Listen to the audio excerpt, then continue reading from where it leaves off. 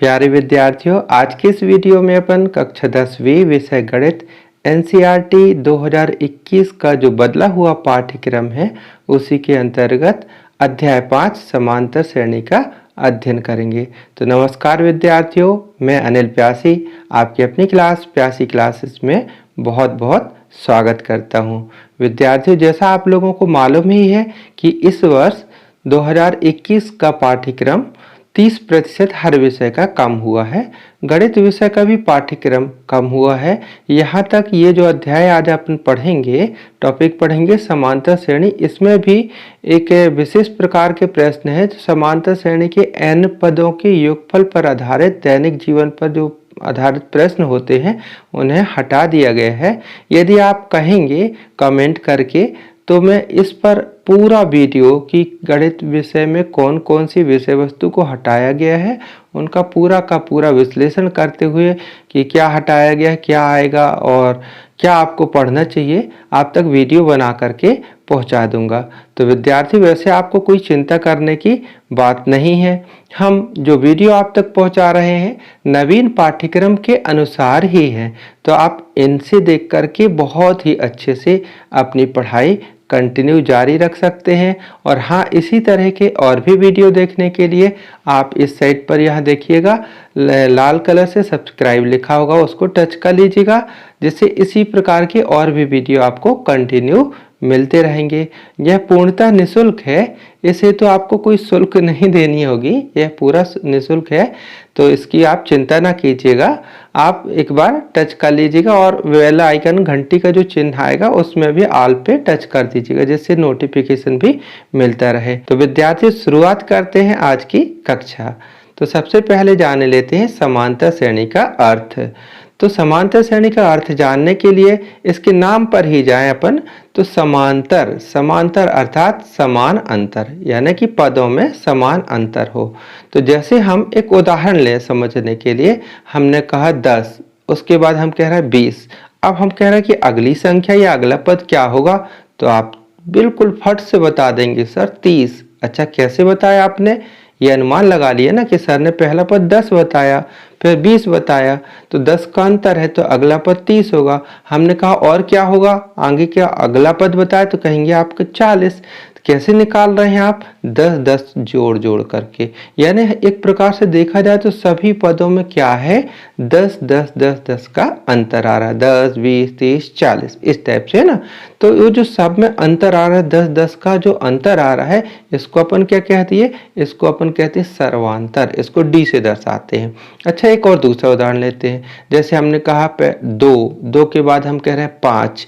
अब हम कहें अगला पद क्या होगा, तो आपने पकड़ ली बात यहीं पर कि 2 के बाद 5, यानी सर ने कितने का अंतर बताया? 3 का। तो 5 के बाद क्या हो जाएगा? 8, है ना। तो 8 के बाद क्या हो जाएगा? 11। तो यहाँ पर सर्वांतर क्या हो गया? 3, है ना। तो ऐसी श्रेणी जिसमें सभी पदों के बीच में अंतर समान होता है तो समांतर श्रेणी कहलाती है। तो विद्यार्थी, ये तो हुआ परिचय। वैसे आगे बढ़ने के पहले इस अध्याय में लगने वाले महत्वपूर्ण बिंदु या ऐसा कहें कि सूत्र, उन्हें अपन जाने लेते हैं, क्योंकि यहाँ से वस्तुनिष्ठ प्रश्न बनते ही हैं और आगे सवाल को हल करने के लिए इन सूत्रों को जान लेना तो आवश्यक होता है। तो विद्यार्थी, सबसे पहले जाने लेते हैं इस अध्याय में लगने वाले महत्वपूर्ण बिंदु या ऐसा कहें कि महत्वपूर्ण सूत्र, जिनका उपयोग अपन सवाल में भी हल करेंगे और यहाँ से ऑब्जेक्टिव टाइप के प्रश्न भी पूछे जाते हैं। तो ध्यान दीजिएगा। सबसे पहले जानते हैं समांतर श्रेणी के प्रथम 3 क्रमागत पद किस प्रकार से माने। जब हम सवाल को हल करते हैं तो मानना पड़ता है कि माना समांतर श्रेणी की 3 क्रमागत पद ये है। तो वैसे तो 2 चर वाले समीकरण में आपने मान लेते थे कि x और y इत्यादि मान करके काम चला लेते थे। तो यहाँ कैसे मानेंगे? तो यहाँ मानेंगे कि पहला पद a है, दूसरा पद a प्लस डी और तीसरा पद a प्लस 2d है। यहाँ ध्यान दीजिए कि प्रथम पद a है और सर्वांतर क्या है? d है, यानी जो पदों में अंतर चल रहा है d। ये तो a पहला हुआ, फिर a प्लस डी, फिर a प्लस 2d, है ना। ये सब में डी जोड़ करके अगला अगर हम बोले कि अगला क्या हो जाएगा, तो a प्लस 3d, यानी d जोड़ते जा रहे हैं तो d क्या आ रहा है? सर्वांतर आ रहा है। या इसका दूसरा तरीका ये है कि a माइनस डी, फिर a और a प्लस डी। तो अब ये कब मानेंगे और ये कब मानेंगे, जब अपन सवाल में इनका प्रयोग करेंगे तब आप अच्छे से सीख जाएंगे, इसलिए यहाँ पर अभी ज़्यादा चिंतित ना हो। अब ये दूसरा अपन देख ले रहे हैं कि समांतर श्रेणी का nवां पद, जैसे एक उदाहरण के लिए लिख रहे हैं कि ये 2, 2 के बाद 6 आ गया, 6 के बाद 10 आ गया, इस टाइप से ये पहला पद है, ये दूसरा पद है, ये तीसरा पद है। अब हम ऐसे ऐसे करते जाएं और हम कहें इसका 20वां पद क्या हो जाएगा, तो ये जो 20वां पद है, ये 20 जो कहलाया ये n का मान कहलाया। तो हमें 20वां पद ज्ञात करना यानी nवां पद ज्ञात करना। तो हमें इस स्थिति में ऐसे सवाल को हल करने के लिए हमें nवां पद की जरूरत होगी, है ना। तो nवां पद का सूत्र होता है a plus n minus 1 into D, जहाँ प्रतीक तो जानते हैं, a प्रथम पद और n पदों की संख्या और d क्या हुआ, सर्वांतर हुआ। ठीक है। अब इसके बाद समांतर श्रेणी के n पदों का योगफल Sn से इसको दर्शाते हैं, बराबर n/2 कोष्टक के अंदर 2a प्लस n माइनस 1 छोटे कोष्टक में इंटू डी, है ना, कोष्टक बंद। या इसका दूसरा रूप ये भी होता है कि समांतर श्रेणी के n पदों का योगफल n/2 कोष्टक के अंदर a प्लस l, l यहाँ पर क्या है, अंतिम पद है ना। देखिए ये जो सूत्र बना हुआ है कायदे अनुसार इसी से बना हुआ है। कैसे, थोड़ी सा अपन समझ लें इसको। ये सूत्र में देखें n/2 लिखा है, ये लिखा है, हाँ यहाँ जो 2a लिखा है हम इसको a प्लस a कर दें, a प्लस a आखिर तो आएगा 2a plus n minus 1 into D. तो अब इतना अगर देखा जाए तो ये एक प्रकार से nवां पद, यानी जैसे हम यहाँ पर कह रहे हैं 20वां पद, तो 20वां पद इसका अंतिम पद हो गया, तो अंतिम पद को l से दर्शा देते हैं।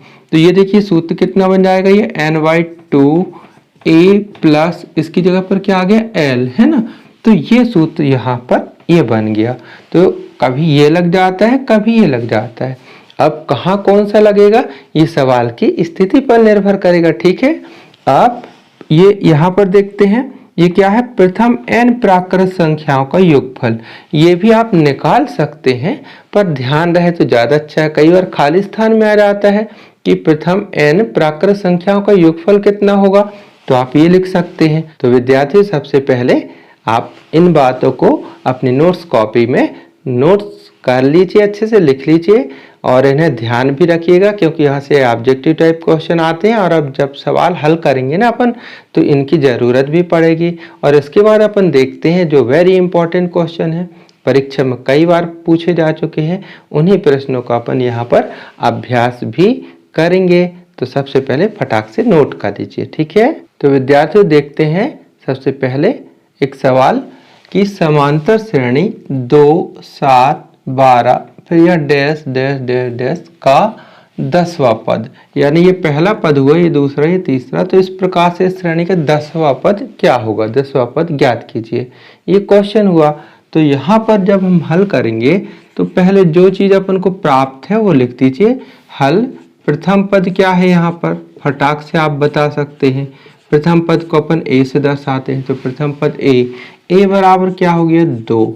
अब सर्वांतर कैसे निकालेंगे, सर्वांतर कैसे निकालें, अगला पद जैसे यहाँ पर हम कहें कोई दो क्रमागत पद लें, उनको आपस में घटा दें आगे वाले पद में। जैसे हमने ये कहा 7 है यहाँ पर और इसके पहले 2 है, यानी कि ये पहला पद है और ये दूसरा पद है। इसको हम कह सकते हैं T1, इसको कह सकते हैं T2। तो सर्वांतर इसमें इसको घटा दें या इसमें इसको घटा दें, है ना। यानी कि 7 में अगर 2 घटा देंगे तो कितना रहेगा, 5। तो सर्वांतर D बराबर कितना हो गया, 5। ठीक है। 12 में भी 7 घटाएंगे ये तो 5 ही आएगा, है ना। यानी कि आगे वाले पद में उसके पहले वाले पद को अपन को घटा देना है, तो क्या निकल आएगा, सर्वांतर। तो यहाँ से सर्वांतर निकल गया D। इतना तो आप सीख ही लिए। तो अब यहाँ से 10वां पद पूछा जा रहा है, 10वां पद यानी nवां पद। तो यहाँ nवां पद का सूत्र लगेगा, तो यहाँ लिखेंगे चूंकि nवां पद बराबर सूत्र क्या होता है, a plus n minus 1 into D. तो इसलिए nवा पद यानी हमको कौन सा पद ज्ञात करना है, 10वां पद। तो इसलिए 10वां पद यानी n की जगह पर क्या हो गया, यहाँ लिख सकते हैं चाहे तो n बराबर 10 है ना। तो n की जगह पर क्या हो गया, 10 हो गया। अब a का मान हो गया 2, फिर धन n की जगह पर 10, फिर ऋण 1 ये वाला, फिर कोष्टक बंद, फिर डी का मान कितना हो गया 5। अब आप इसको हल कर दीजिए, 2 लिखा रहा, 10 में से 1 घटा तो कितना हुआ 9, और यहाँ कोई चिन्ह नहीं है तो गुणा मानेंगे अपन 5 है ना। अब इन दोनों का गुणा कर दीजिए, तो ये 2 तो लिखा रहा, 9 पना कितना हो गया 45, 45 में 2 जोड़ दिए तो 47, ये हो गया आंसर। कितना सरल है ना, बहुत ही सरल है। तो इस प्रकार से प्रश्न आएंगे तो आपसे तो जरूर बन जाएंगे, आपने सीख लिया। अब जल्दी से अगला प्रश्न देखते हैं, इसको आप लोग नोट कर लीजिए। ये आप दूसरा प्रश्न देख लेते हैं, बहुत ही इंपॉर्टेंट है। उस समांतर श्रेणी का 31वां पद ज्ञात कीजिए। उस समांतर श्रेणी का, तो यहाँ समांतर श्रेणी नहीं दी है लेकिन उसके बारे में हिंट दी गई है ना। तो उस समांतर श्रेणी का 31वां पद याद कीजिए जिसका 11वां पद 38 है और 16वां पद 73 है।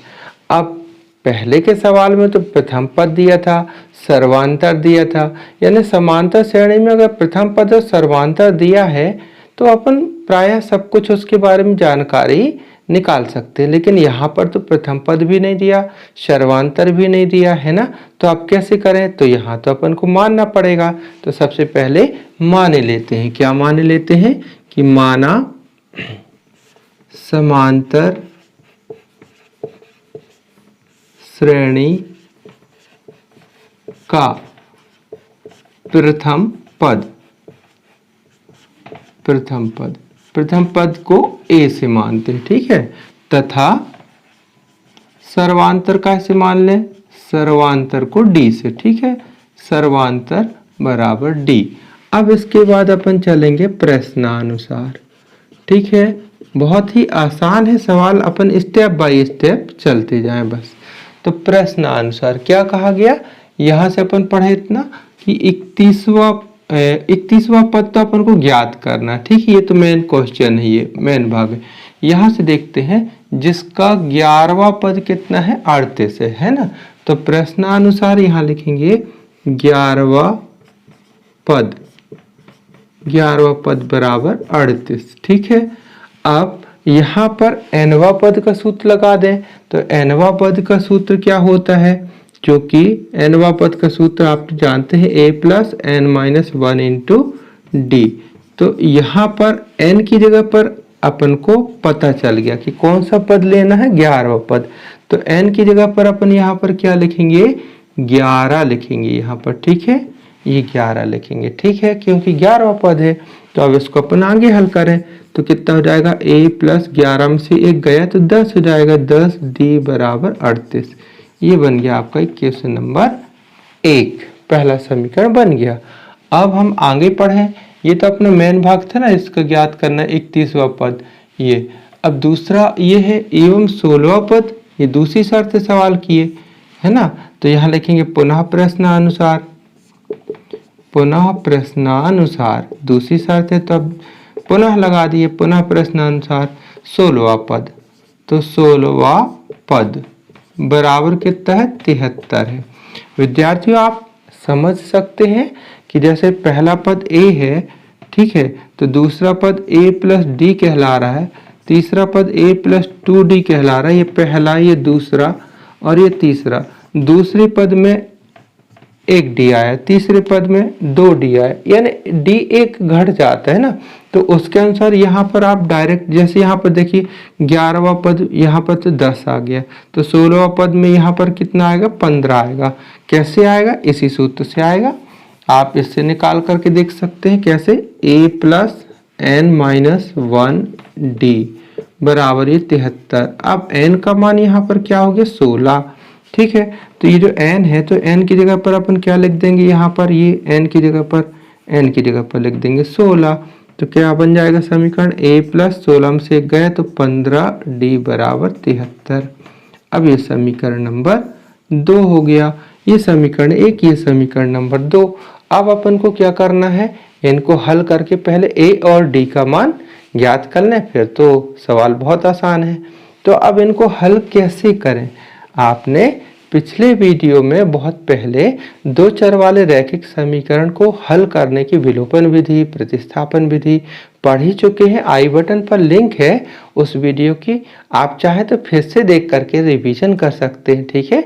तो उन विधियों का चूंकि आपको ज्ञान है तो इनको कैसे हल करें, विलोपन विधि लगाना यहाँ ज़्यादा उचित रहेगा, है ना, क्योंकि ए का गुणांक सीधा सीधा बराबर है तो ए हट जाएगा तो डी का मान आ जाएगा। क्या करें उसके लिए कि समीकरण 2 में समीकरण 1 को घटा दें, ठीक है। तो यहाँ लिख दे रहे हैं हम समीकरण 2 में समीकरण 1 को घटाने पर, ये अपन विलोपन विधि लगा रहे हैं यहाँ पर, ठीक है। तो समीकरण 2 पहले लिख दीजिए, a + 15 d बराबर 73।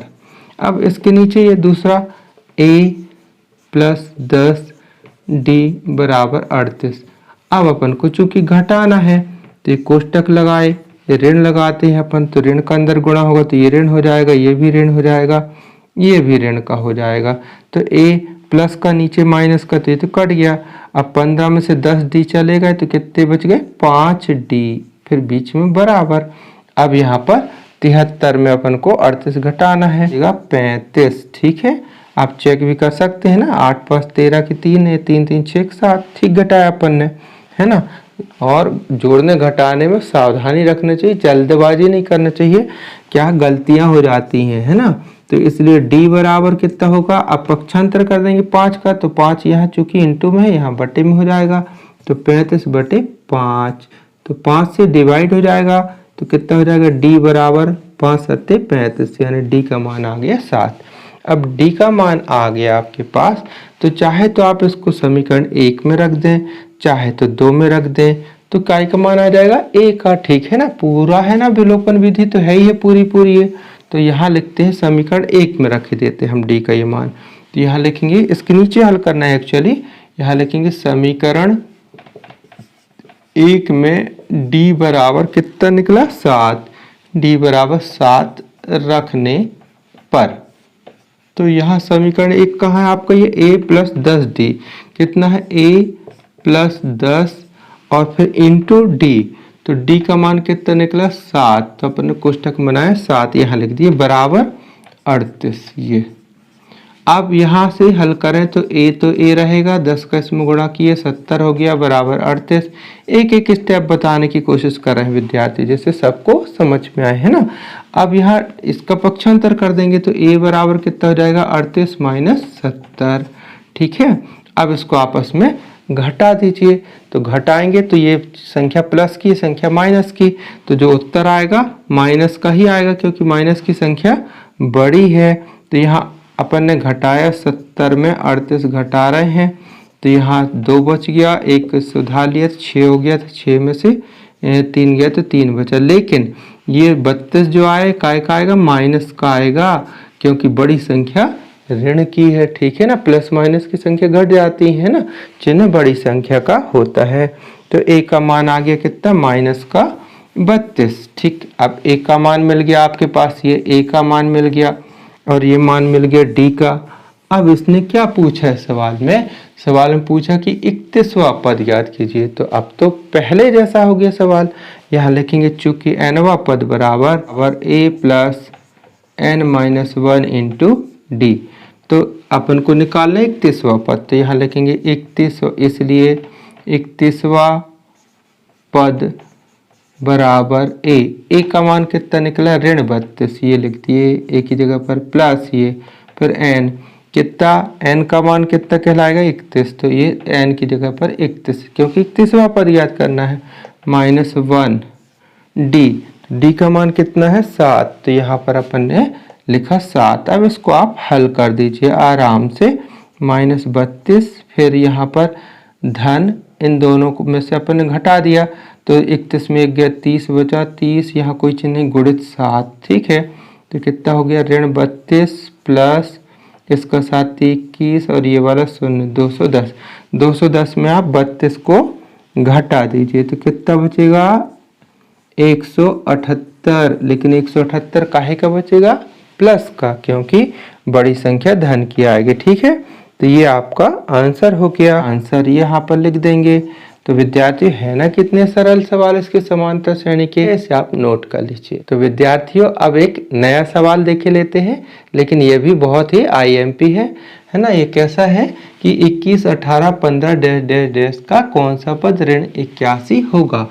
अब यहाँ पर हम ये देख रहे हैं कि 21 के बाद 18, 18 के बाद 15, यानी एक प्रकार से 3 घट रहा है, 3 कम हो रहा है ना। तो इसलिए यहाँ जो डी है यानी सर्वांतर है वो कितना होगा, -3 होगा। आप निकाल के भी चेक कर सकते हैं। कैसे निकालेंगे, यहाँ 15 में से 18 घटाएंगे, ये 15 में 18 घटाएंगे तो कितना आएगा, ऋण 3 आएगा। अर्थात यहाँ डी का मान आपको एक प्रकार से मिल गया, ऋण 3। और ए तो दिख ही रहा है, ये ए कितना है, दिख रहा है 21। तो ए मिल गया अपने पास ये 21 और डी मिल गया ये अपने पास। तो फिर जब ए और डी मिल गया तो कोई सा भी पद पूछ ले अपन तो निकाल ही सकते हैं ना।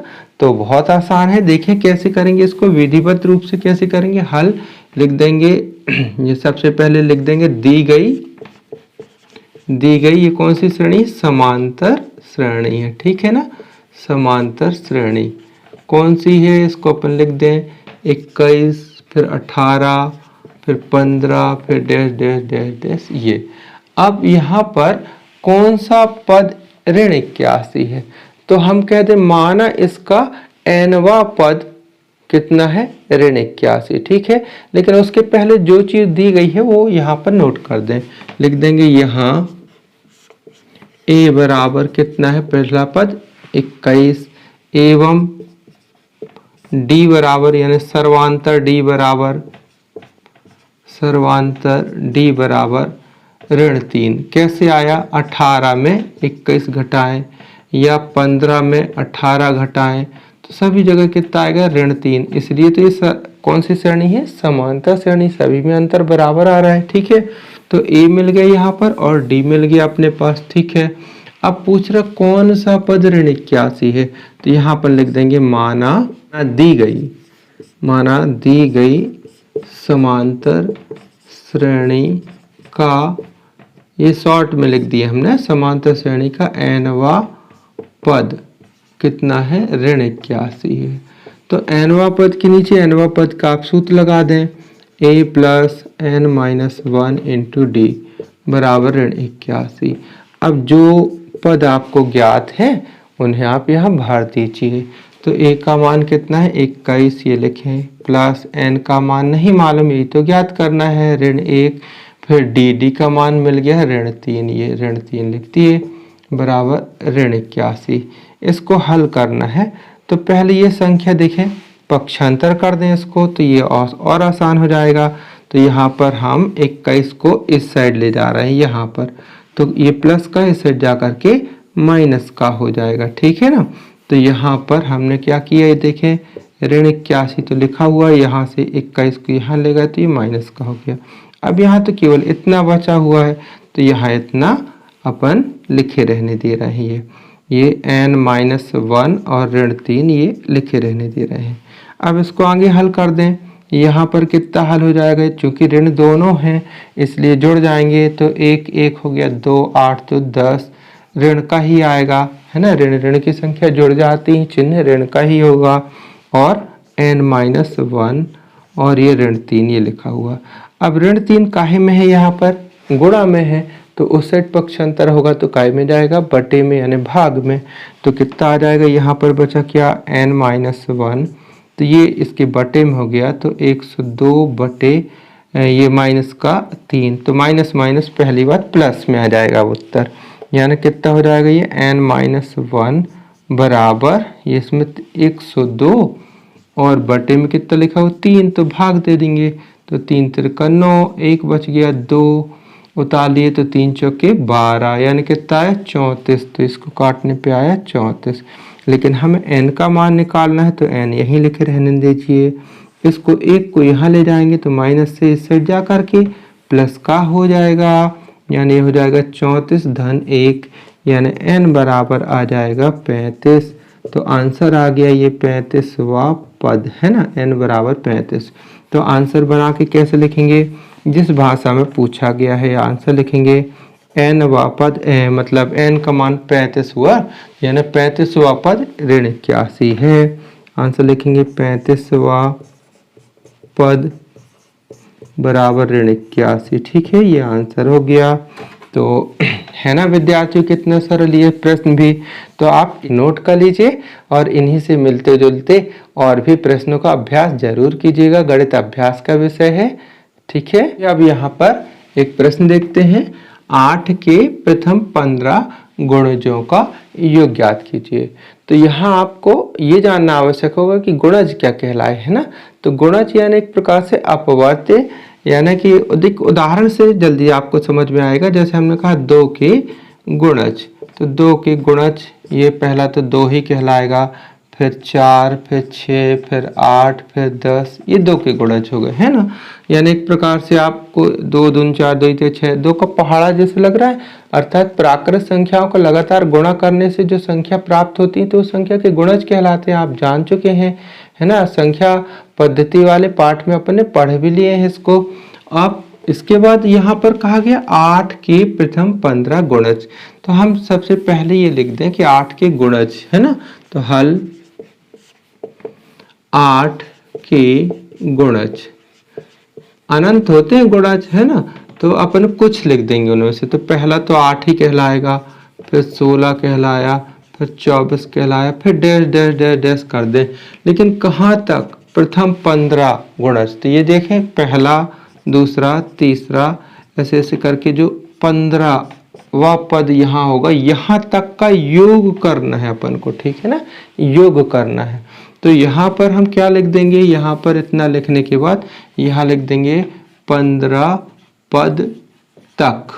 मतलब ये जो श्रेणी अपन को ले जानी, कहाँ तक ले जाना है, ये पहला पद, ये दूसरा पद, ये तीसरा पद, कहाँ तक ले जाना है, 15वें पद तक ले जाना है, वहां तक का योग करना है। आपको पूरा नहीं लिखना है, डैश डैश करके आप भी लिख दीजिएगा 15वां पद। ठीक है ना, तक। अब यहां से आपको क्या मिल गया, यहाँ प्रथम पद मिल गया आपको फटाक से। प्रथम पद a बराबर 8 मिल गया, ये प्रथम पद। अब सर्वांतर कितना होगा बताइए, बहुत सरल है। सर्वांतर d बराबर 16 में इसको घटाए 8 को तो 8 ही आएगा, 24 में 16 घटाएंगे तो 8 ही आएगा। तो सर्वांतर स्वाभाविक है कि 8 होगा, है ना। ये तो a मिल गया, d मिल गया। अब अपन को n का मान भी मिल गया यहाँ पर, है ना। n का मान कितना मिल गया, पदों की संख्या मिल गई, पदों की संख्या मिल गई, पदों की संख्या n बराबर 15। अब हमको कहा गया है योगफल ज्ञात कीजिए। तो सीधी सी बात है, n पदों का योगफल का सूत्र लगेगा। तो यहाँ सूत्र लगाएंगे, चूंकि n पदों का योगफल बराबर n/2, n/2 2a plus n-1 into D. अब इसमें मान भर दें। तो n का मान कितना हुआ 15, तो यहाँ लिख दीजिए 15/2। फिर ये 2 मान तो भरना है ना, आप कुछ है ही नहीं रह गया इसमें। a का मान कितना हुआ 8, कोष्टक बना के लिख दीजिए 8 प्लस ये n की जगह पर 15। अब इसके आगे कैसे हल करेंगे, ये 15/2 ये लिखा रहेगा, इसका 8 में गुणा कर दिए तो कितना हो जाएगा 16, और यहाँ ये घटा दिए ना तो 14 हुआ, 14 गुणित 8, है ना। अब 14 का 8 में यहाँ 15/2 लिखे रहने दें क्योंकि कट नहीं रहा है। अब यहाँ 16 लिखा है ज्यों का त्यों, और 14 का 8 में गुणा करेंगे तो 14 8 112, है ना। आप गुणा करके भी देख सकते हैं यदि 14 की दुनिया नहीं बन रही है तो, है ना। वैसे बनना चाहिए, ठीक है। तो बहुत अच्छी बात है, गुणा करने में भाग देने में सुविधा होती है। 15/2 लिखा भी, इन दोनों को जोड़ दीजिए तो कितना हो जाएगा, सीधा सीधा 128, है ना। इसका योग करेंगे तो 128 हो गया, यानी गुणित में आ गया 128। आप 128 में 2 का भाग देंगे तो यहाँ 15 और ये हो गया 64। अब 64 में 15 का आप गुणा कर दीजिए तो 960, ये आंसर। बहुत ही सरल।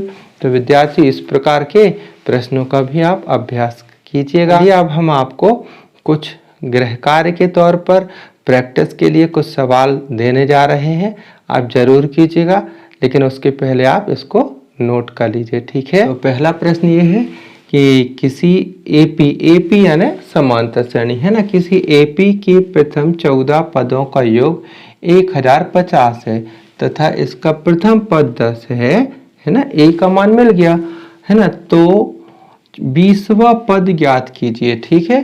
14 पदों का योगफल यानी SN, तो n का मान 14 हुआ, 14 पदों का योगफल यानी SN बराबर 1050 है ना, 1050 ये मिल गया आपको, और प्रथम पद ए का मान मिल गया, तो 20वां पद ज्ञात करना है, इसका आंसर आएगा 200, ठीक है। और दूसरा प्रश्न है कि 636 योग प्राप्त करने के लिए समांतर श्रेणी 9, 17, 25 डैश डैश डैश के कितने पद लेनी चाहिए, है ना, यानी इसके कितने पदों का योगफल 636 होगा, एक प्रकार से ऐसा पूछा है। तो इसका योगफल इसका आंसर आएगा मतलब 12, अर्थात 12 पदों का योगफल 636 होगा। तो विद्यार्थियों ये 2 प्रश्न हुए, इन्हें आप जरूर हल कीजिएगा और बताइएगा बना आपसे कि नहीं, ठीक है। तो विद्यार्थियों समांतर श्रेणी में जो भी इम्पोर्टेंट क्वेश्चन है हमने आप तक पहुंचाने का प्रयास किया है, और आप इन्हीं से मिलते जुलते और प्रश्नों का अभ्यास कीजिएगा, आपकी तैयारी बहुत ही अच्छी हो जाएगी, ठीक है। तो विद्यार्थियों कैसी रही आज की क्लास, कमेंट करके ज़रूर बताइएगा। और हाँ, अभी तक यदि आपने सब्सक्राइब नहीं किए हैं तो सब्सक्राइब कर लीजिएगा, जिससे आपको इसी प्रकार के और भी वीडियो यानी कि जो बदला हुआ नया पाठ्यक्रम है उसी के अनुरूप नए नए वीडियो मिलते रहेंगे, और आप बहुत ही अच्छे से अपनी गणित विषय की तैयारी कर पाएंगे। और हाँ, अपने मित्रों तक भी शेयर कीजिएगा, जिससे वे भी पढ़ सके, है ना। कहते हैं ना कि खुशियाँ बांटने से ही खुशियाँ प्राप्त होती हैं, तो मदद करना चाहिए, तो लाइक भी करें और शेयर करें और सब्सक्राइब कर लीजिएगा। तो विद्यार्थियों मिलते हैं अगले वीडियो में एक नई विषय वस्तु के साथ, तब तक के लिए बाय, थैंक यू, जय हिंद।